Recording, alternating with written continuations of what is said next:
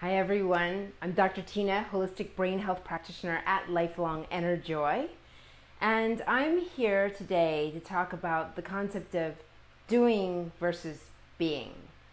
A friend of mine was planning to go to a Vipassana retreat this weekend and invited me to go, and in all my busyness, I had just moved, I still needed to finish unpacking.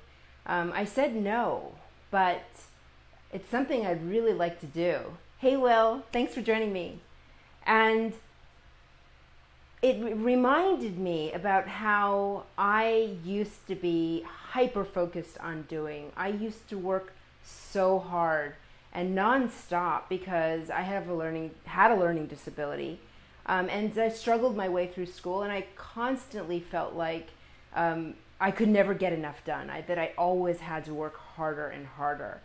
And life wasn't much fun that way, and I wasn't working as efficiently as I could have because of that habit. And then a friend of mine introduced me to yoga, and that was the first time, and this was like in my late 20s, the first time that I actually learned the concept of slowing down and allowing myself to relax.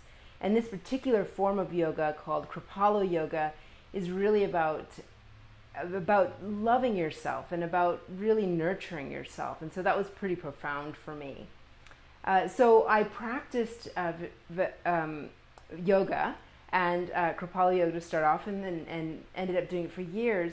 But I still worked really, really hard, and I still didn't take enough time to just really slow down. And it wasn't until I came to Seattle when I discovered hiking, and I spent the entire day out in the mountains. And I initially did it because, I thought, oh, okay, I need to just get away, I need to get some exercise. But one thing that was just so special about hiking in Seattle was that the beauty just overtook me. There's so much beautiful scenery here. There are alpine lakes, there are beautiful waterfalls and rivers to cross. And when you hang out at the water, you get the benefits of negative ions. Negative ions get emitted with waterfalls and after it rains, and those negative ions help increase serotonin and make you high. So it's a great way to get that natural high.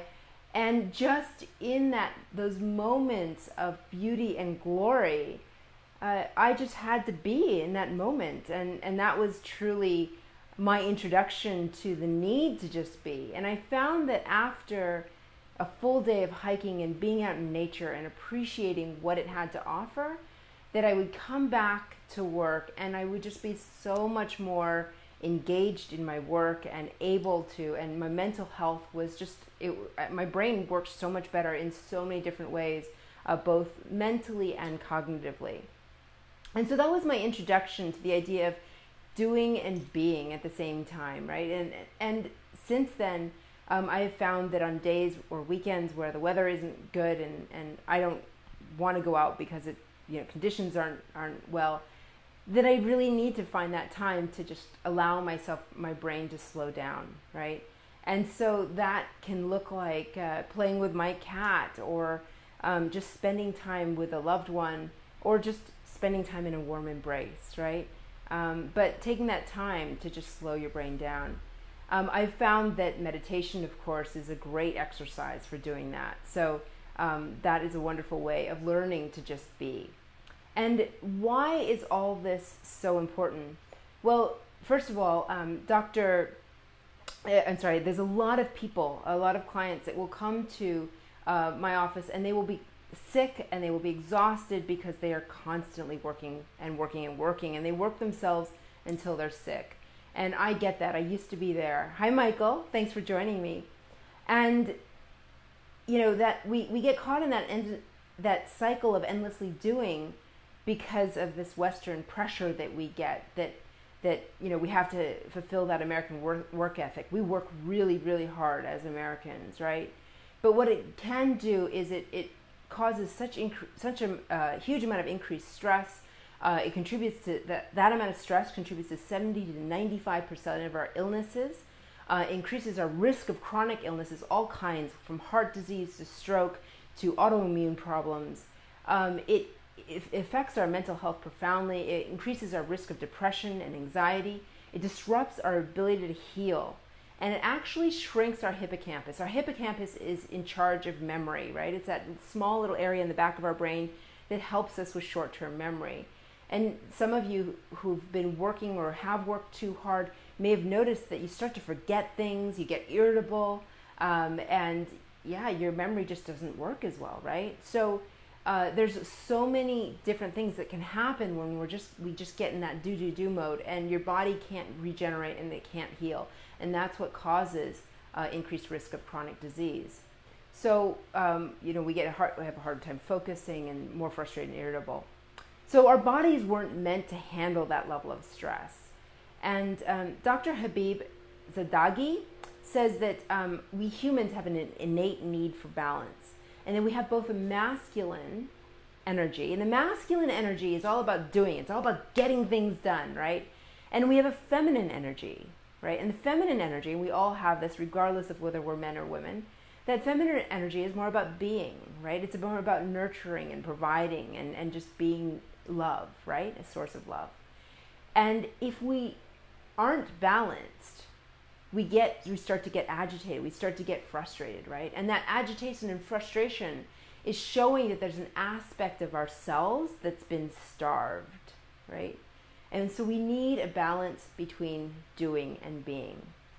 And let me talk to you a little bit more about that in terms of neuroscientific terms. So when we're constantly doing, our brain gets us in this really fast vibrational state called beta, right? So the brain waves are going like this, really fast. And if we slow our brains down to just getting in that being zone, like meditation or just enjoying the moment, we start to express more alpha, which is a slower wave.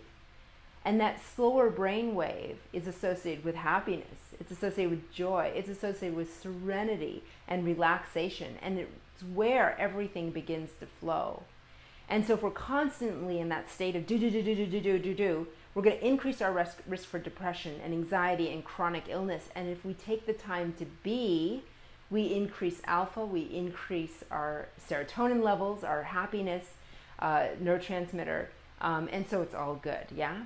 So what I've discovered in my journey from constantly doing to taking the time to renew is that not only am I a happier and healthier person, but it's easier to do when we take the time to be. And our bodies need to relax and renew, right? They work best when they're in balance. They work we become more productive, we become better problem solvers, we're more able to focus and prioritize what's important. So taking that time to slow my brain down, to smell the flowers and enjoy life, has allowed me to thrive and not just survive. Yeah. So while I still have a lot to do, this weekend I've taken time to go to yoga. I've spent time with good friends.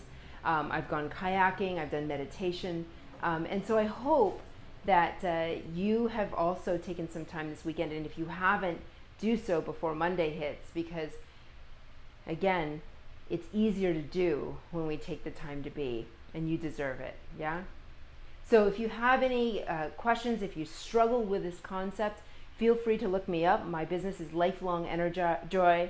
I'm a holistic brain health practitioner at Lifelong Enerjoy, and I'm happy to provide complimentary consultations.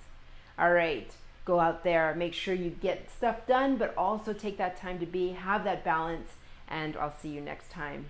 Namaste.